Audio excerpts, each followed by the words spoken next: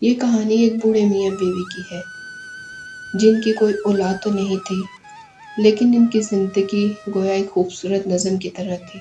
لیکن محبت، سادگی اور خلوص سے لبریز ان کی زندگی۔ نہ ان کے پاس بڑی بڑی گاڑیاں تھیں، نہ محل جیسا گھر، مگر ان کا دل بہت بڑا تھا کہ دنیا کی کوئی بھی نعمت ان کے جسموں کا مقابلہ نہ کر پاتی۔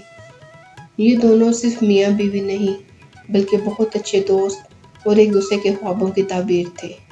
ان کی زندگی میں سب کچھ بالکل ٹھیک ٹھاک جا رہا تھا، لیکن زندگی ہمیشہ ایک جیسی نہیں رہتی۔ ایک دن وہ بوڑھی عورت باہر گئیں، واپس آئیں تو دیکھا ان کے شوہر کے سینے میں درد ہو رہا ہے۔ وہ بہت زیادہ پریشان ہو گئیں۔ انہوں نے یہی سمجھا کہ چھوٹی موٹی بیماری ہے، وہ ٹھیک ہو جائے گی، لیکن جب رپورٹس آئیں تو پتہ چلا کہ وہ دل کے خطرناک مرض میں مبتلا ہیں۔ علاج بہت مہنگا تھا اور وقت بہت کم تھا۔ اس عورت کے پاس جو بھی زیور تھا، جو بھی پیسہ تھا، وہ سب بیچ دیا تاکہ ان کا علاج ہو سکے، لیکن اللہ کو کچھ اور ہی منظور تھا۔ وہ اس دنیا سے چل بسے۔ شوہر کے انتقال کے بعد اس عورت کا تو دنیا سے دل ہی اٹھ گیا۔ لوگوں نے مکان بھی خالی کروا لیا تھا، رشتہ داروں نے منہ موڑ لیا۔ پھر ایک دن وہ سب کچھ چھوڑ کر جنگل کے کنارے جا پہنچی۔ وہاں انہیں خالی جھونپڑی ملی۔ اب وہ وہیں تنہا رہنے لگی۔ اس جھونپڑی کے بالکل سامنے کسی بادشاہ کا محل تھا۔ وہ محل بہت بڑا اور بہت خوبصورت تھا۔ وہ عورت سارا دن لکڑیاں کاٹتی، وہ شام کو شہر جا کے فروخت کرتی اور اپنا گزر بسر کرتی۔ ایک دن بادشاہ سپاہیوں کے ساتھ اپنے محل کی چھت پر کھڑا تھا۔ اسے اپنے محل کی خوبصورتی پر بہت ناز تھا، تو اس نے اپنے سپاہیوں سے فخر سے پوچھا کہ میرے محل جیسا کوئی اور محل ہے؟ تو سپاہیوں نے کہا نہیں بادشاہ سلامت۔ جب اس نے ارد گرد کا نظارہ دیکھا جو اس کی محل کی خوبصورتی کو بھی بڑھا رہا تھا، لیکن اچانک اس کی نظر سامنے جھونپڑی پر پڑی تو وہ ایک دم غصے میں آ گیا۔ اس نے سپاہیوں سے پوچھا کہ میرے محل کے سامنے اس بدنما جھونپڑی کا کیا کام ہے؟ یہ کس کی ہے؟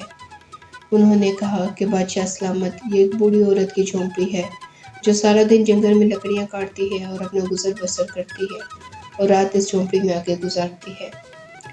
بادشاہ کو اس بات پہ غصہ آ گیا۔ اس نے سپاہیوں کو حکم دیا کہ فوراً جاؤ اور جا کے اس جھونپڑی کو گرا دو۔ اس جھونپڑی کی بدصورتی کی وجہ سے میرے محل کی خوبصورتی ماند پڑ رہی ہے۔ سپاہی بادشاہ کے حکم کے مطابق اس جھونپڑی کو گرانے چلے گئے۔ وہ عورت شام کو جب تھکی ہاری واپس آئی، اس نے دیکھا کہ اس کی جھونپڑی وہاں پر گری پڑی ہے۔ وہ بہت روئی۔ اس نے لوگوں سے پوچھا کہ میرے گھر کا یہ حال کس نے کیا؟ تو سب نے کہا کہ بادشاہ اور اس کے سپاہی آئے تھے، وہ تمہاری جھونپڑی گرا گئے ہیں۔ وہ عورت بہت روئی اور چلائی۔